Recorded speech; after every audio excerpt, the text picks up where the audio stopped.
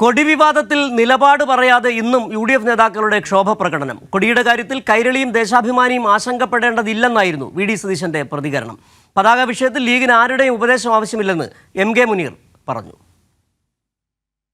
പതാക വിവാദം കേരളത്തിൽ മാത്രമല്ല ദേശീയ തലത്തിൽ തന്നെ കോൺഗ്രസിന് തിരിച്ചടിയായിരിക്കുകയാണ്. രാഹുൽ ഗാന്ധിയുടെ റോഡ് ഷോയിൽ നിന്നും ലീഗിന്റെയും കോൺഗ്രസിന്റെയും പതാകകൾ എന്തുകൊണ്ടാണ് ഒഴിവാക്കിയതെന്ന ചോദ്യത്തിന് വ്യക്തമായ മറുപടി പറയാൻ UDF നേതാക്കൾ തയ്യാറായില്ല. പതിവ് ക്ഷോഭം തന്നെയായിരുന്നു ഇന്നും VD സതീശന്റെ ചോദ്യങ്ങൾക്കുള്ള മറുപടി.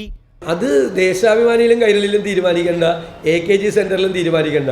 ഞങ്ങളുടെ പ്രചരണം എങ്ങനെയാണ് എന്ന് ഞങ്ങൾ തീരുമാനിക്കും. കൊടി വിവാദത്തെ തുടർന്ന് മുസ്ലിം ലീഗ് അണികൾക്കിടയിൽ അതൃപ്തി പുകയുകയാണ്.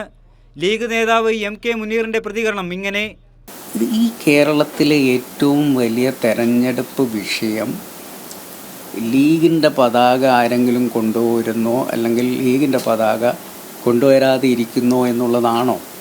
ഐക്യജനാധിപത്യ മുന്നണിയുടെ ഒരു തെരഞ്ഞെടുപ്പുമായി ബന്ധപ്പെട്ടിട്ടുള്ള റോഡ് ഷോയിൽ